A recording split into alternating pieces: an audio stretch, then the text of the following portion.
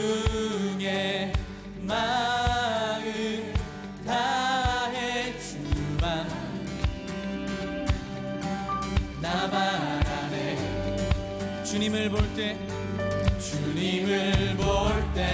나에게 힘주시네.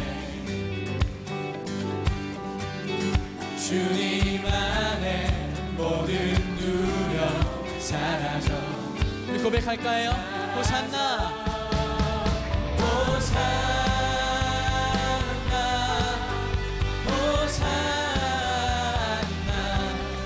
구원의 주 하나님 찬양 받으실 주님 호산나 호산나 내 안에 임하셔서 주님의 큰 이루소서. 찬양 중에 눈을 들어 찬양 중에 눈을 이 시간 주님 나의 눈을 들어 주님을 봅니다. 주를 보내 소망 중에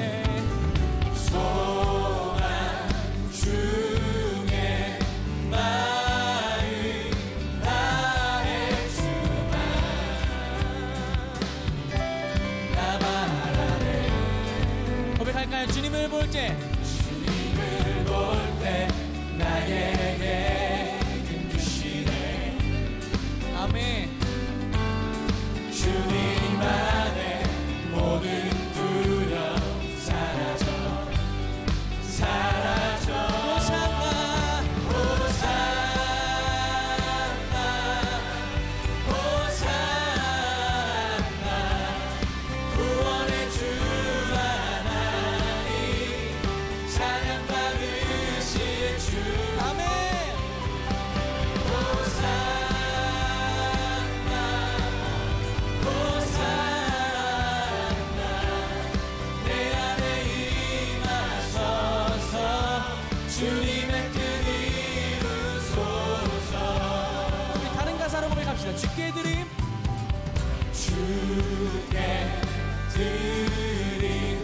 마음. 우리가 매일매일 드린 주님 이 기도를 오늘 이 시간 들어주시옵소서. 주의 나라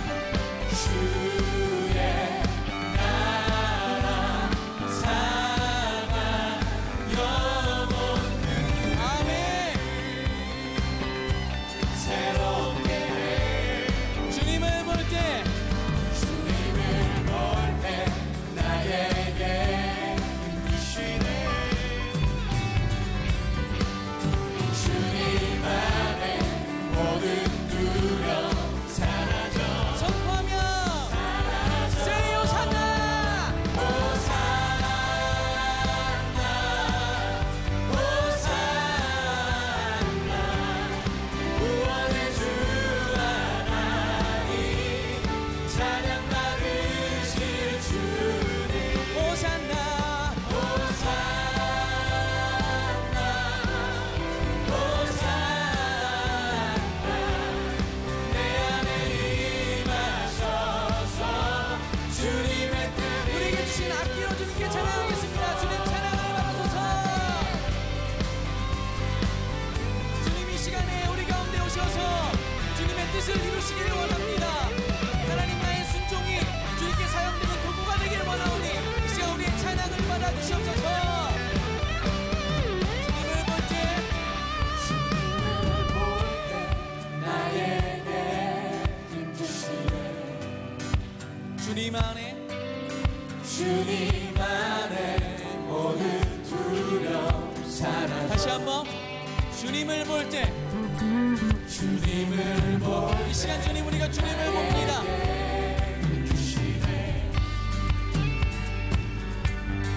주님 안에 모든 두려움 사라져. 전심으로 한 번 더 고백합시다. 주님을 볼 때 나에게 힘주시네. 주님 안에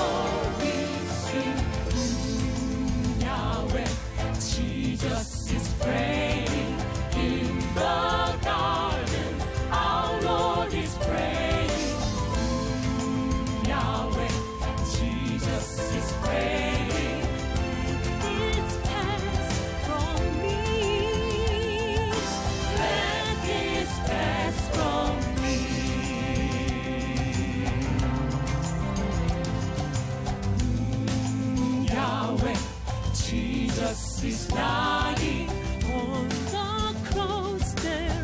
Our Lord is dying.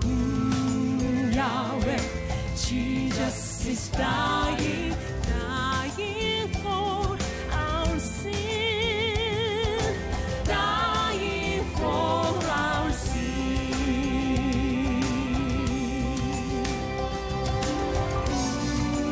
Yahweh, Jesus is buried in the rich man's tomb. He is buried.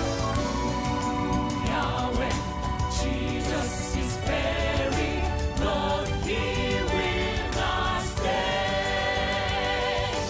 No, he will not stay.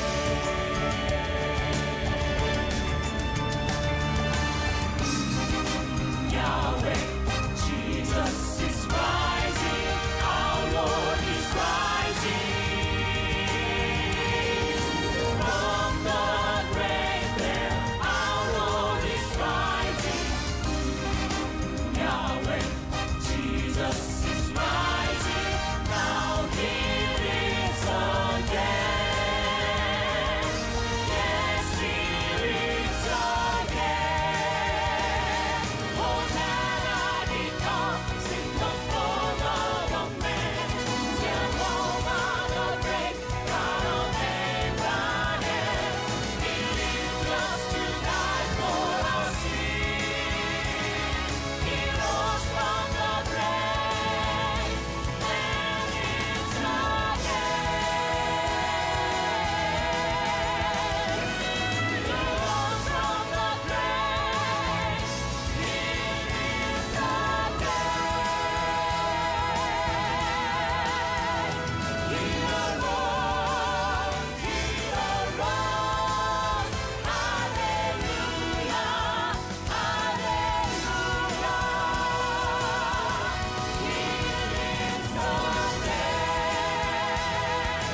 Our Lord lives again.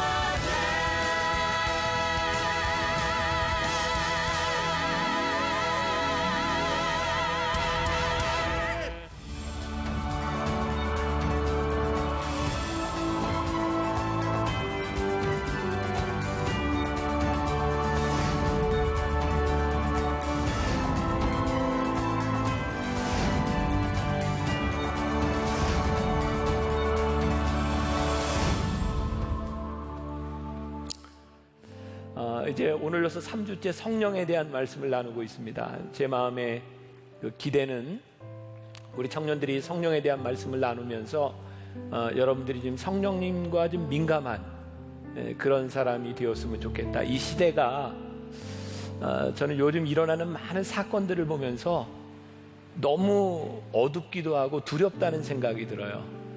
바로 이 시대에 깨어있는 하나님의 사람들이 필요한 때라고 생각하기 때문에 이 말씀이 이번 여름 3달 동안 성령에 대한 우리들이 집중해가는 이 시기가 굉장히 중요할 것 같다는 생각이 듭니다. 특별히 이 기간을 지나면서 여러분들 나무 생각에 성령님에 대한 그런 묵상글들이 계속 나오고 있으니까 여러분들이 이번 기회에 좀 집중적으로 갈 수 있으면 좋겠고요. 계속해서 광고가 되겠지만 이번 여름을 우리 목회 쪽에서 이런 컨셉을 잡아서 이열치열, 이 더운 날 뜨거운 성령으로 우리들이 한번 이기자, 한번 그런 마음을 가지고 우리들이 여름을 지났으면 좋겠습니다. 오늘은 성령님께 초점을 맞추라, 이런 제목으로 말씀을 나누려고 합니다. 지난주에 말씀 제목은 잃어버린 성령님을 찾으라 였어요. 우리들이 성령님과 동행하고 있다는 것도 분명한 증거가 있어요. 이게 성령의 열매를 맺는다는 거죠. 우리들이 육신의 생각으로 살아간다는 것도 분명하게 나타납니다. 육신의 생각으로 나타나는 일들입니다. 우리가 성령님을 잃어버렸다라고 하는 증거가 분명하다면 우리들이 어떻게 성령님과 함께 살아갈까? 오늘 그 말씀의 주제는 어떻게 우리들이 성령님께 집중할까에 대한 방법에 대한 부분입니다. 오늘 여러분들이 실제적으로 삶에서 말씀을 듣고 적용해야 될 부분이라고 생각이 들고요. 저는 이 말씀을 준비할 때마다 제가 이제 성령님의 인도하심을 느끼는 것 중에 하나가 정말 기가 막힌 일들이 일어나요. 어떤 경우에는 말씀을 다 준비해 놓았는데 그 주간에 읽었던 책이 너무 말씀과 이렇게 잘 맞아 들어간다든지 한 주간에 일어났던 일들이 말씀과 이렇게 잘 연결되는 부분들이죠. 제가 요즘 안식년을 지나고 있어서 주말에만 이렇게 교회를 오고 주중에는 제주도에서 지나고 있습니다. 얼굴 많이 탔죠.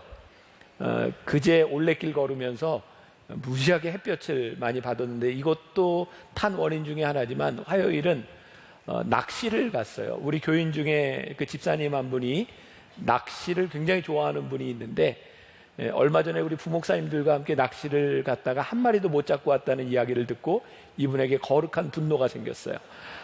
목사님에게 낚시가 무엇인지를 알려줘야 되겠다. 그래서 이제 그분이 오게 됐고 저와 함께 배를 타고 제주에서 2시간 정도 이렇게 배를 타고 멀리 나갔어요. 목사님 지금 기가 막힌 걸 잡게 해주겠습니다. 저는 뭐 낚시를 이렇게 좋아하거나 잘하는 사람이 아니기 때문에 낚시를 가서 몇 가지 용어들을 배우게 되었어요.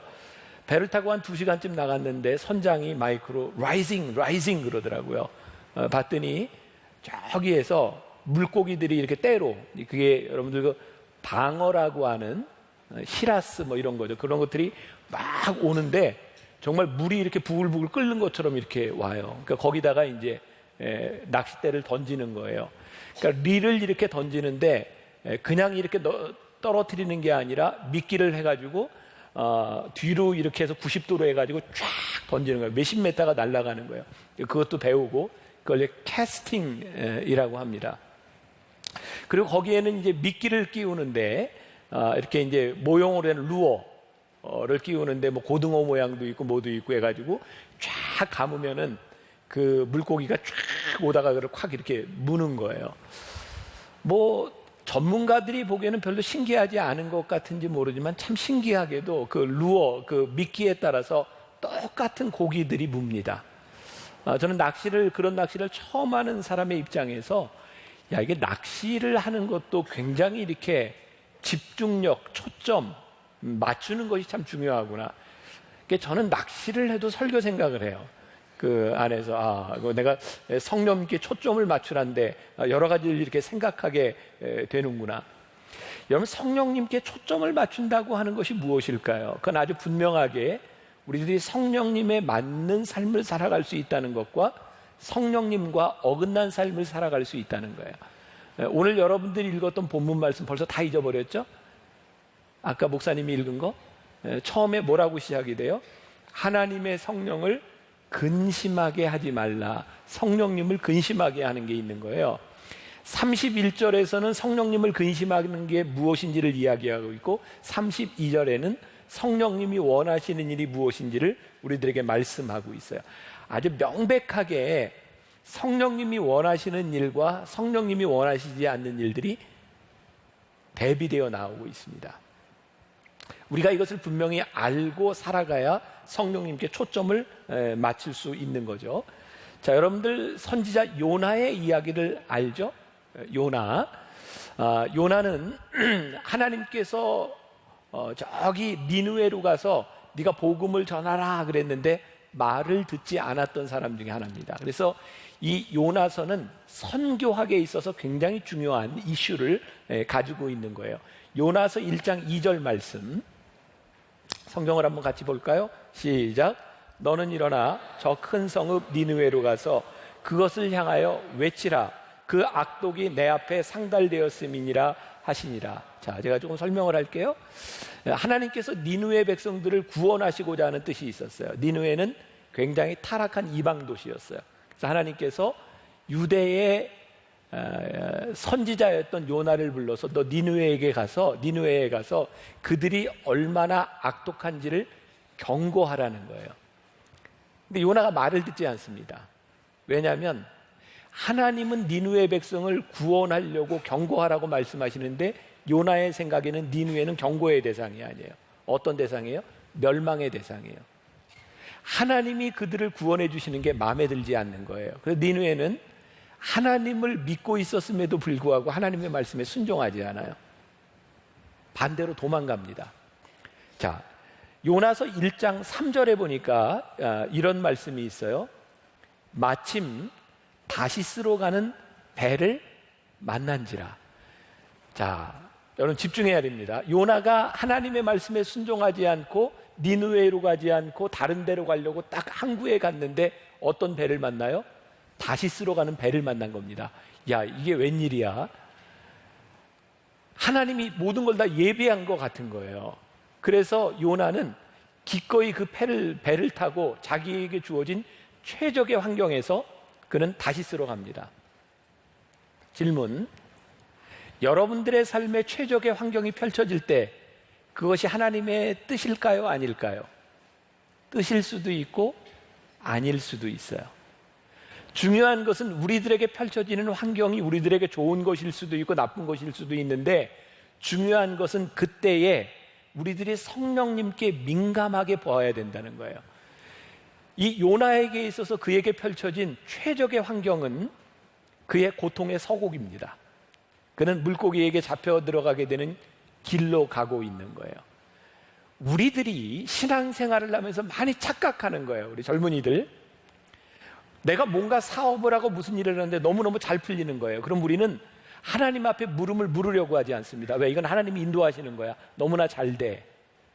우리의 인생의 모든 조건이 좋다고 해서 그것이 하나님의 뜻인 것은 아니에요. 자, 우리가 하나님을 믿어요. 하나님을 알아요.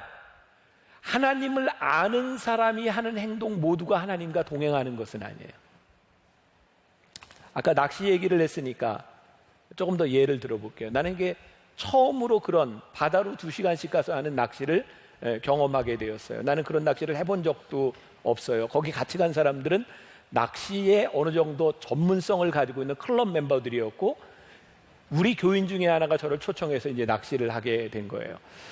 이제 고기들이 쫙 있으면요, 선장이 이제 던지세요. 그럼 이제 캐스팅을 하고요. 그리고 다시 삐 울려서 고기가 이렇게 어군 탐지기에 없으면 걷어들여야 돼요.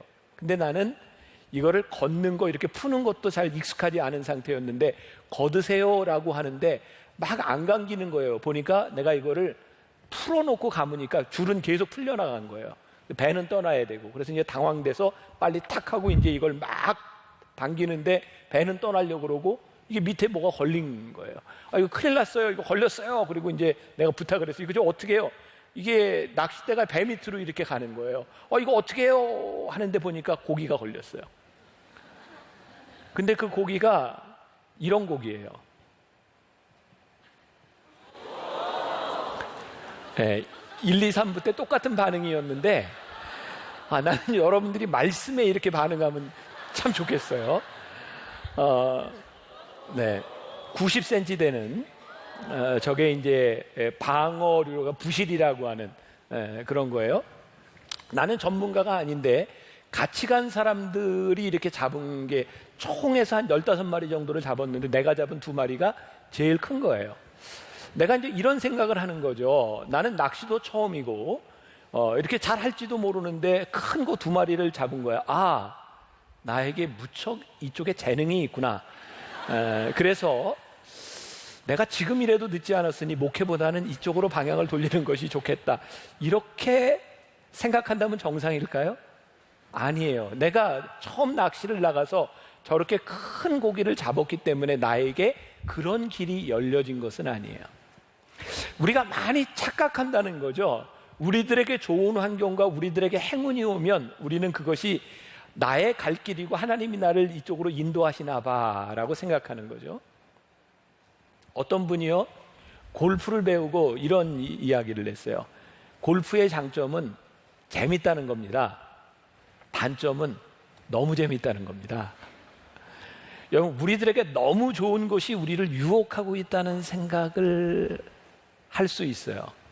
그러니까 여러분들에게 좋은 환경이 펼쳐진다. 지금 요나가 다시스로 가는 배가 딱 준비되어 있는 것이 하나님의 뜻과 성령의 인도하심이 아닐 수 있다는 거예요. 자, 이제 요나는 어려움 가운데 처하게 됩니다. 배를 타고 가는데 풍랑을 만났어요. 당시의 사람들은 풍랑을 만나면 여기 누군가 죽을 죄를 지은 사람이 있어서, 범죄한 사람이 있어서 하늘이 노했다라고 생각되기 때문에 그 사람을 찾는 거예요. 제비뽑기를 했는데 요나가 딱 걸렸어요.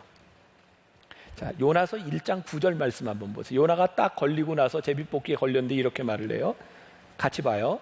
나는 히브리 사람이요 바다와 육지를 지으신 하늘의 하나님 여호와를 경외하는 자로다. 요나가 하나님의 말씀을 피해서 다시스로 도망가다가 풍랑 가운데서 제비가 딱 뽑혔는데 자기가 뭐라고 얘기하냐면 나는 히브리 사람이요 아주 중요한 건 나는 하나님을 경외하는 자로다. 진짜예요. 요나는 하나님을 믿고 있는 사람이었어요. 근데 하나님을 믿고 있다는 것과 그가 하나님의 뜻대로 사는 것과는 별개의 문제였어요. 오늘 우리들에게 굉장히 중요한 도전입니다. 우리가 하나님을 믿고 예배를 드린다고 하는 것과 여러분들이 성령님께 초점을 맞춰 산다고 하는 것은 다른 차원의 문제인 거예요. 자, 그 증거가 무엇인가? 오늘 우리가 읽은 본문 말씀 가운데서 너희가 하나님의 성령을 근심케 하지 말라라고 하면서 31절에 성령을 근심하게 하는 일 가운데 하나가 너희는 모든 악독과 노함과 분냄과 떠드는 것과 비방하는 것을 모든 악의와 함께 버리고 그랬어요. 근데 지금 요나를 보니까요, 성령님과 동행하지 않고 있다는 증거가 너무나 분명한데 그는 하나님께서 니누의 백성을 구원하시겠다고 그곳에 가서 경고하라고 말씀하셨는데 그들을 향한 악독과 노함과 분냄과 비방이 요나 속에 있는 거예요. 그가 하나님을 믿고 있지만 성령님과 동행하고 있지 않다는 증거입니다. 여러분, 당당함은요 착각의 문제이기도 합니다. 우리가 신앙생활을 하면서 우리는 주변에서 만나는 너무나 하나님을 잘 믿고 봉사하고 열심히 믿는 사람들 가운데 당당함을 봅니다. 이건 하나님의 뜻이야, 내가 하나님을 믿어라고 하는데 사실은 그 안에 성령님을 근심하게 하는 일들이 일어나고 있는 거예요. 그러니까 우리가 성령님께 초점을 맞춘다라고 하는 것, 우리가 성령님과 동행한다고 말할 때에는요, 내가 하나님을 믿습니다, 내가 하나님을 경외합니다의 차원이 아니라 지금 내가 하고 있는 일들을 통하여 성령님이 근심하시는가를 보기 시작할 때 우리가 성령님께 초점을 맞추었는지 아닌지를 알 수 있어요. 자, 조금 더 깊이 들어갑니다. 조금 더 어려운 이야기가 될 거예요. 마태복음 14장에 보면 놀라운 기적의 이야기가 나와요. 예수님의 제자들이 배를 타고 갈릴리 호수를 가는데 풍랑을 만났습니다. 막 죽을까봐 두려워하고 있는데 저기에서부터 풍랑 가운데 예수님이 걸어오세요. 사람들이 그걸 보면서 예수님이라고 생각하고 유령이라고 생각했는데 예수님이었어요. 제자들이 그걸 보면서 놀랐고요. 그 중에 베드로는 예수님에게 이렇게 부탁을 합니다. 예수님, 만일 주시라면 나도 좀 걸어오라고 하세요. 걷게 해주세요. 그랬더니 예수님께서 걸어와라 그랬거든요. 야, 베드로 대단하죠. 예수님이 걸어오라 그런다고 풍랑 위에 딱 내려가서 물 위를 걷습니다. 자연인으로 물 위를 걸었던 사람입니다. 근데 예수님을 바라보고 이렇게 걷다가 갑자기 생각하지 않았던 것인데 자기가 풍랑이 있는 바다를 걷고 있다는 게 생각이 난 거죠. 그래서 풍랑을 봐요. 무서웠어요. 그러니까 빠져갑니다. 그때 이제 베드로가 예수님께 예수님 저를 좀 구해주세요. 그랬더니 예수님이 베드로의 손을 붙잡으시면서 믿음이 작은 자여 왜 의심하느냐라고 말을 합니다. 제가 이 말씀을 준비하면서 믿음에 대한 생각을 했어요. 베드로에게 있는 이 믿음이 무엇일까? 믿음이 작은 자여라고 하는 것이 무슨 의미일까? 우리가 믿음을 착각하는 경우들이 있는데요. 뭐냐면 베드로에게 믿음이 있다 없다를 떠나서요. 아니 같이 생각해도 좋고 베드로가 물 위를 걸은 것은 베드로의 믿음 때문인가요? 예수님의 능력 때문인가요? 그건 예수님의 능력 때문입니다. 예수님의 능력을 베드로가 믿었기 때문이겠죠. 결국은 예수님의 능력 때문입니다. 문제는 우리들이 믿음이라고 생각할 때 예수님을 믿는 믿음도 존재하지만 우리는 내가 가지고 있는 내 확신을 믿음으로 우리들이 착각할 때가 많이 있습니다. 그래서 우리는 자기 암시를 내요. 나는 믿어. 근데 믿음대로 되지 않는 거예요. 여러분, 역사는 하나님과 동행하는 것은 나의 믿음에 근거하는 것이 아니라 내가 믿는 분이 누구인지에 근거합니다. 예수님의 능력을 믿을 때에 그 예수님을 바라볼 때의 문제인데 그렇게 생각해 보면 베드로가 물에 다시 빠져가는 게 이해가 되는 거예요. 그가 예수님의 능력을 바라보았을 때는 그의 믿음이 워킹해요. 그런데 예수님을 바라보지 않고 풍랑을 바라보았더니 그의 믿음이 워킹하지 못하는 거예요. 베드로에게 믿음이 갑자기 없어졌을까요? 아니요. 여러분들, 우리들에게도 마찬가지의 문제입니다. 믿음은 하나님의 능력을 바라보는 초점에 대한 문제이지 내가 믿는 내 확신에 대한 문제가 아닙니다. 그러니까 우리가 여기 조금 어려운 말일지 모르지만 우리의 믿음을 점검해 볼 필요가 있어요. 우리가 믿는 것이 무엇인가? 그리고 우리의 믿음은 아주 명확하게 초점과 선택에 대한 문제입니다. 풍랑이 있는 이 세상 속에서 우리들이 누구를, 무엇을 바라볼 것이냐에 대한 문제예요. 보통 때는 풍랑이 일지 않을 때는 우리들이 예수님을 바라보는 것이 어쩌면 그렇게 어렵지 않아요. 예수님만 바라보면 되니까. 근데 예수님을 바라보는 그 순간에 풍랑이 확 일어요. 우리의 삶에 어려운 문제들이 확 닥치기 시작해요. 그러면 예수님을 바라봤던 우리의 초점이 세상으로 향합니다. 의심이 일어나요. 의심이 일어난다고 하는 것은 계산하기 시작했다는 거예요. 계산을 한다고 하는 것은 무슨 일인지 아세요? 이 일을 통해서 나에게 어떤 이익이 있고 어떤 손해가 있을 것인가. 여러분, 손익을 계산하기 시작하면서 우리는 우리에게 일어나는 일에 대해서 분노하고 화내기 시작합니다. 어떤 때? 손해가 될 때. 우리가 예수님을 바라본다, 성령님에게 초점을 가진다라고 하는 것은 손익에 대한 계산이 아니라 성령님이 하시는 일을 바라본다는 겁니다. 근데 만일 여러분들이 지금 손익을 계산하는 일에 집중하고 있다면 성령님을 바라보고 있는 것은 아니에요. 조금 더 어려운 이야기가 될 줄 몰라요. 지금 어렵죠? 지금 괜찮아요? 네, 고마워요. 자, 우리는 또 이렇게 신앙생활을 하면서 하나님께 이런 믿음의 고백을 떠요. 하나님, 저 책임지세요. 제가 전적으로 하나님 앞에 저를 맡겨드립니다. 하나님 책임지세요. 그런데 이게 참 믿음이 있는 것처럼 들리는데 사실은 굉장히 무책임하다는 생각이 저에게는 듭니다. 책임지세요 하는 말이 굉장히 무책임하게 들리는 거죠. 우리가 하나님께 책임지세요, 하나님 저를 책임져 주세요 라고 말하는 우리의 믿음은 어떤 의미를 많이 내포하고 있냐면, 하나님, 제가 하나님께 저를 맡기니 제 계획대로 이렇게 인도가 되기를 원합니다. 여러분들이 하나님께 저를 책임지세요라고 말을 하고 실망하는 때는 언제예요? 사실은 하나님께 책임지라고는 했는데 내가 원하는 결과가 나타나지 않으면 하나님이 나를 책임지시지 않은 걸로 느껴지는 거죠. 아니에요? 그러니까 우리가 하나님 책임지세요라고 하는 말 가운데는요, 하나님께 전적으로 맡기는 것이 아니라 내가 하나님께 나를 맡길 테니 내가 원하는 일이 이루어지게 해주세요라는 경우가 참 많다는 거예요. 그래서 우리는 하나님께 나를 책임져 달라고 이야기하고 나 혼자 실족하고 나 혼자 막 실망하고 하나님을 원망해요. 하나님, 저 책임지시기로 했는데 하나님 왜 책임지시지 않았어요? 중요한 것은 우리가 하나님을 신뢰하고 믿고 우리들의 성령님과 함께 동행한다고 하는 것은, 하나님께 전적으로 나를 맡긴다고 하는 것은요, 하나님이 나를 인도하시는 그 길에 내가 순종한다는 거야. 내가 생각했던 결과가 나타나지 않아도 역시 하나님은 나를 인도하신다고 하는 것에 대한 믿음의 고백이에요. 자, 그럼 여러분들에게 묻고 싶은 거예요. 지금 여러분들의 인생에서 여러분들이 하나님을 믿으며 살아가는데 여러분들이 원하는 결과가 나타나지 않았어요. 이때 여러분은 역시 하나님이 나를 책임지시고 있다고 믿어요? 아니면 하나님이 나를 버리셨다고 생각해요? 굉장히 중요한 질문이에요. 제가 오늘 여러분들에게 이런 질문을 할 수 있는 이유 가운데 하나는 제 믿음의 고백이 있기 때문이에요. 하나님은 내가 생각한 대로 나의 계획대로 가시지 않아도 하나님은 나의 삶을 여전히 인도하시는 분이라는 것을 저는 제 삶에서 고백해요.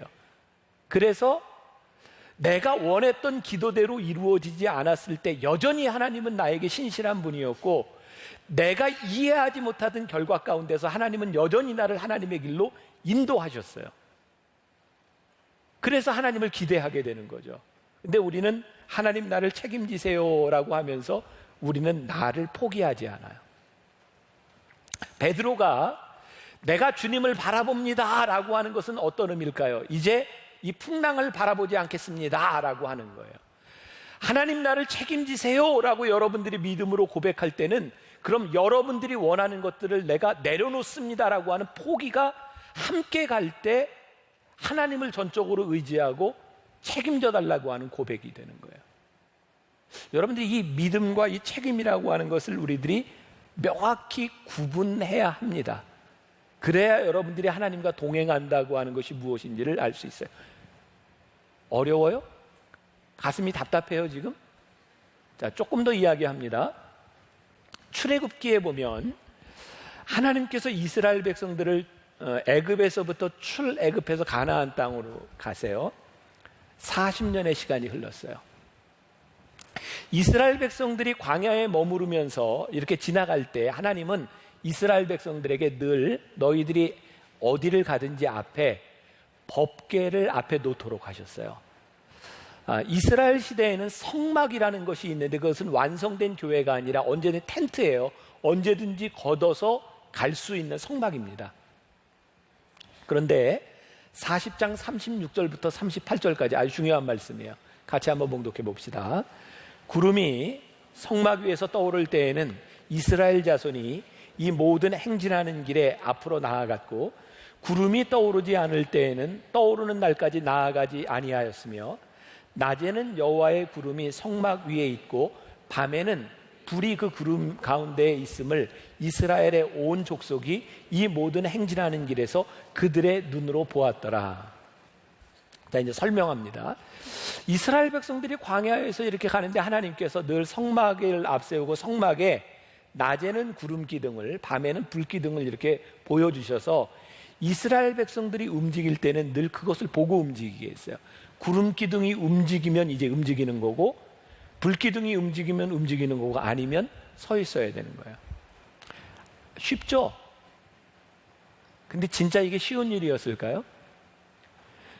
구름 기둥이 서거나 움직이고 불 기둥이 서거나 움직이는 것이 이스라엘 백성들이 원했던 때에 움직이거나 서지 않았다는 거예요. 이스라엘 백성들이 막 이렇게 행군을 하다가 이렇게 진행을 하다가 정말 쉬고 싶은 때가 있었을지 몰라요. 그런데 쉬려고 하는데 구름이 움직이는 거예요. 그럼 그들의 마음 가운데 왜 움직이지? 이런 마음이 들지 않았을까요?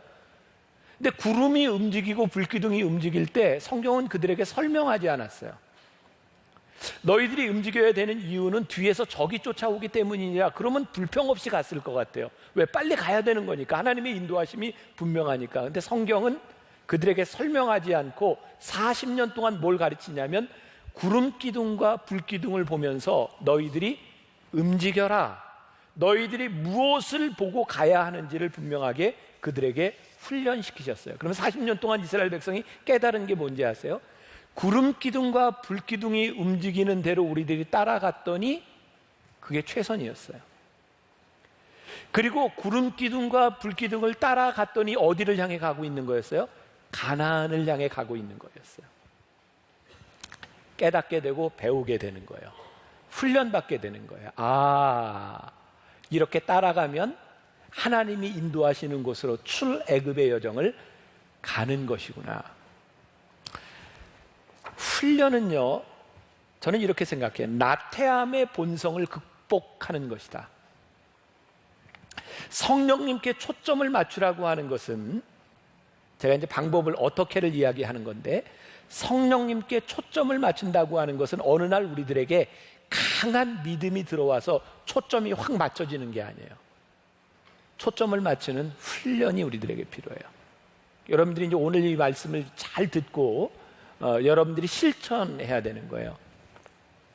우리 앞에 있는 등치가 좋은 청년 결혼 안 했어야지? 군대 갔다 왔어요? 진짜 갔다 왔죠? 네. 군대 한번 생각을 해보세요. 훈련 받을 때 이거 틀려도 괜찮아요. 훈련 받을 때 훈련소에 들어가서 제일 먼저 받은 훈련이 무슨 훈련이에요? 걷는 거. 제식 훈련이라 그러죠. 군대 갔다 온 거죠. 네. 그걸 제식 훈련이라 그래요. 네. 나는 훈련만 12주를 받았어요. 장교 훈련. 훈련소에 들어가서 제식 훈련, 걷는 훈련을 나는 몇 주를 받았냐? 4주를 받았어요.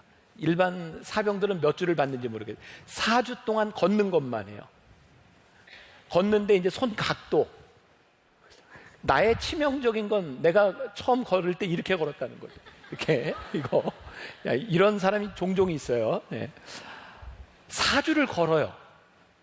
속으로 무슨 생각, 이 what a stupid. 이 걷는 걸 이게 뭐하러 이렇게 훈련을 4주씩이나 하는 거야. 뒤로 돌아가 우양우 좌양우 이렇게 틀어서 가고 하는 것. 그러면서 이야기하는 게 뭐냐면 4주로 끝나는 게 아니라 12주 동안 식당을 갈 때든 뭐 총을 쏘러 갈 때든 각계 전투를 할 때든 그 걷는 제식 훈련의 각도를 맞춰서 걸어요. 몇 도. 그러면서 이야기하는 게 대한민국 육군 장교는 이렇게 걷는 겁니다. 이게 몸에 배서 나올 때까지 제식 훈련을 해요. 자연스럽게 나올 때까지. 처음에는 이게 굉장히 힘듭니다. 이게 버릇이 될 때까지. 우리가 성령님에게 초점을 맞춘다라고 하는 것은요, 어쩌면 가장 기본적인 훈련입니다. 근데 이 기본적인 훈련이 쉽지 않아요. 그런데 이 기본적인 훈련을 통해서 우리들이 깨닫게 되는 것이 있어요. 이렇게 가면 하나님께서 우리를 이끄시는 대로 내가 가고 있는 것이구나. 아주 자연스럽게 하나님의 인도하심을 우리들이 경험하게 만들어주는 거죠. 자, 히브리서 13장 2절, 오늘 말씀하고 전혀 연관이 없을 것 같은 말씀이에요. 히브리서 13장 2절 같이 한번 봉독합시다. 시작. 손님 대접하기를 잊지 말라. 이로써 부지 중에 천사들을 대접한 이들이 있었느니라. 자, 손님 대접하기를 잊지 말라. 이게 이제 히브리서에서는 지금 아브라함의 이야기를 하고 있어요. 창세기 18장에 보면 아브라함과 사라가 부지 중에 손님을 대접해요. 3명의 객이, 옛날 이스라엘 사람들은 아무튼 지나가는 나그네를 잘 대접해야 되는 거예요. 근데 알고 봤더니 이 셋이 천사인 거예요. 부지 중에 대접했는데 이들이 아브라함과 사라에게 너희들에게 이삭 아들을 줄 것이다 라고 하는 것을 예언하죠. 지금 여기에서 이야기하고 있는 포인트가 뭐냐면 너희들이 부지 중에 손님을 대접하면 그들이 너희에게 축복할 것이다, 이런 이야기가 아니라 너희들이 부지 중에 너희들이 이렇게 축복하면 그들이 천사일 수도 있어. 우리들은요 늘 이런 걸 들어왔어요. 특히 여러분들 추수감사, 맥주감사, 감사에 대한 이야기를 하고 목사님이 자 이렇게 이제 헌금 봉투를 가지고 여러분 이번 시즌에 여러분들이 맥주감사 헌금, 추수감사 헌금 잘 준비해서 여러분들이 헌금하고 감사하면 여러분들이 하나님께서 여러분들을 갑절로 축복하여 주실 줄 믿습니다. 그러면 반응이 좀 맞춰봐.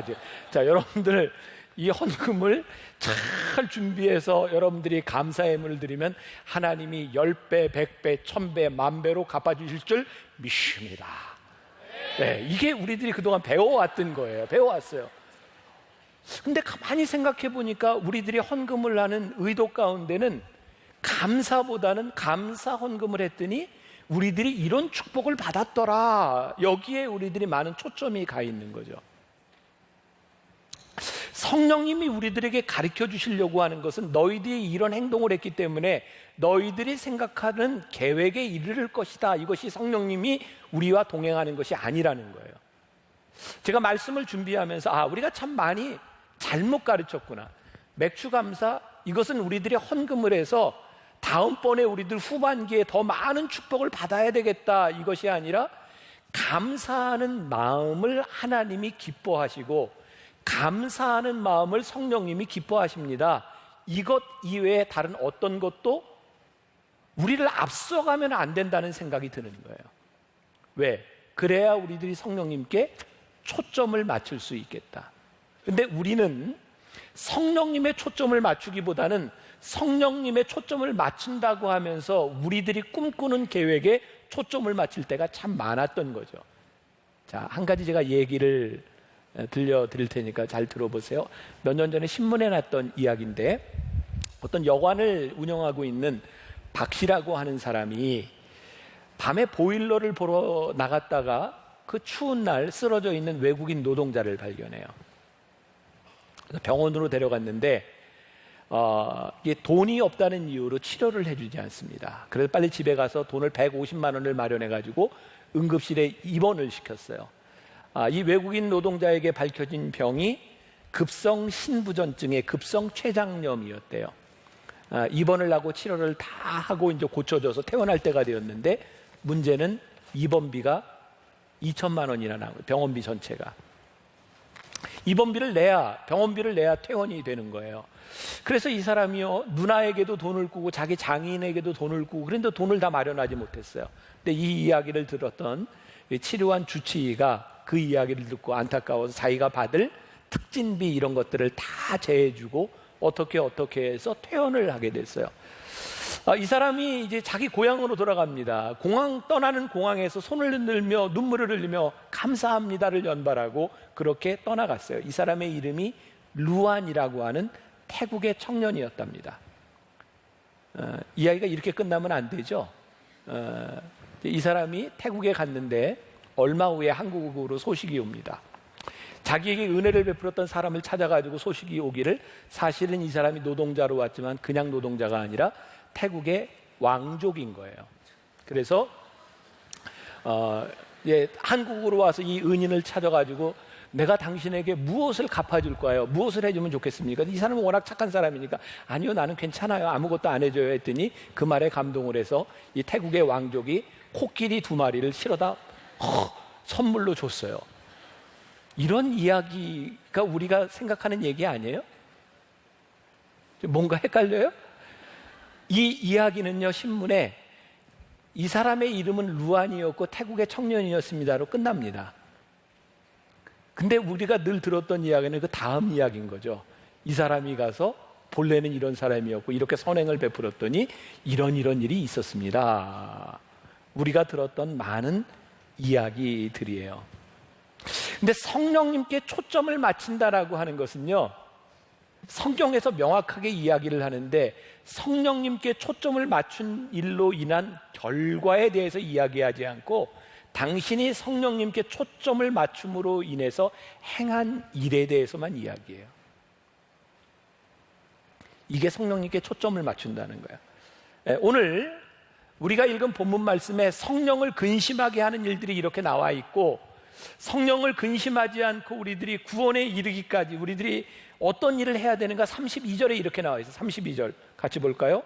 서로 친절하게 하며 불쌍히 여기며 서로 용서하기를 하나님이 그리스도 안에서 너희를 용서하심과 같이 하라. That's it. 그 다음은 없어요. 성령님이 기뻐하시는 그 일을 해라. 우리 인생에 꿈꾸고 있는 완벽한 계획, 우리들이 이런 일을 했을 때 일어날 결과에 대한 예측, 그것이 성령님께 초점을 맞추는 일이 아니라 이 말씀에 순종하며 성령님이 기뻐하시는 일, 그것이 최선이다. 이 훈련을 하라는 거예요. 여러분들이 한 주간 여러분들이 계속 이 성령에 대한 말씀을 배우며 우리들이 해야 되는 일은 성령님이 기뻐하시는 그 일입니다. 근데 그 일은 때때로 우리들이 이해할 수 없는, 이해가 안 되는 일일 수도 있어요. 마치 이스라엘 백성이 구름 기둥과 불 기둥을 보고 그들이 움직여야 했을 때 하나님께서 이유를 설명해 주시지 않은 것처럼 여러분들이 성령님이 원하시는 일을 할 때 왜 해야 되는지를 여러분들에게 설명하지 않을 때도 있어요. 자, 우리들이 고민하는 것 중에 우리들이 영적으로 민감하지 않으면 우리는 쉽게 계산과 이해 가운데 빠져들어가요. 그래서 우리가 분노하고 화를 내요. 우리가 좋은 일을 하고 우리들이 하나님의 일을 한다고 하면서도 우리 속에 화가 나는 것은 우리들의 결과를 예측하기 때문이에요. 제가 말하고 있는 것이 얼마나 힘든 이야기인지 알아요. 우리가 여기에서 자유로울 수 있는 사람이 누가 있겠어요? 내가 선행을 베풀고 내가 이런 일을 했는데 나에게 일어날 결과를 예측하지 않는 사람이 누가 있겠어요? 근데 우리들이 훈련하자는 거예요. 어떤 훈련? 결과에 대한 것이 아니라 이것이 성령님이 기뻐하시는 일인가에만 우리들이 초점을 맞춰보자는 거예요. 그때 우리들이 이제 깨닫게 되고 배우게 되고 자연스럽게 우리들에게서 나오게 될 일이 뭐냐면, 성령님이 기뻐하시면, 성령님이 하시는 일이면 내가 순종할 수 있게 된다는 거예요. 자, 내가 목사잖아요. 여기서 설교를 하면서 내가 선한 의도를 가지고 설교할까요? 악한 의도를 가지고 설교할까요? 저는 늘 선한 의도를 가지고 설교한다고 생각해요. 어떻게 악한 의도를 가지고 설교하겠어요? 제가 목회한 지가 어느덧 30년이 지났어요. 많은 일들을 겪었겠죠. 그러면서 목회자에게 찾아오는 가장 큰 유혹 가운데 하나가 이런 거예요. 교인들 중에 누가 말썽을 일으킨단 말이에요. 문제가 있단 말이에요. 그러면 그 사람에게 만나서 문제를 지적해 주는 게 쉽지 않아요. 그럼 무엇이 제일 좋은 방법이냐면, 이 설교 시간에 말씀을 가지고 그 사람의 잘못을 지적해 주는 거예요. 이렇게 딱 지적질하기보다는 하나님의 말씀에 이르기를, 성령께서 말씀하시는데 이렇게 얘기하지만 사실은 이 사람을 보고 하는 거예요. 성령께서 말씀하시기를 이 얘기를 듣고 저 깨져야 되는데 이렇게 이제 생각하는 거죠. 제가 30년 목회를 하면서 하나님 앞에 내가 한 가지 지킨 게 있다면, 지금까지 설교하면서 설교할 때 누군가를 향해서 그 사람 때문에 말씀을 전한 적은 없다는 거예요. 오늘 새벽에도 저는 어머니 기도실에서 말씀을 들고 이런 기도를 했거든요. 하나님의 말씀은 살았고 운동력이 있으시죠. 하나님의 말씀은 심령골수를 쪼개는 능력이 있으시죠. 내가 아무리 선한 의도를 가지고 있다고 해도 하나님의 말씀을 가지고 그 사람을 향해 겨냥하지 않겠습니다. 그 사람 때문에 말씀을 전하지 않겠습니다. 저는 하나님의 말씀이 말씀으로 능히 역사하실 것을 믿기 때문에 하나님의 말씀을 전합니다. 그리고 때때로 이렇게 제가 참 많이 듣는 이야기 가운데 하나가 오늘 목사님 설교를 듣는데 나한테 하시는 말씀이에요. 나는 성령님이 역사하셨다고 믿어요. 제가 누군지 알고 그 사람을 향해서 이런 말씀을 하겠어요. 우리는 선한 의도를 가지고 선한 의지를 가지고 무언가를 한다고 하지만 누군가에게 상처를 줄 때가 참 많고요.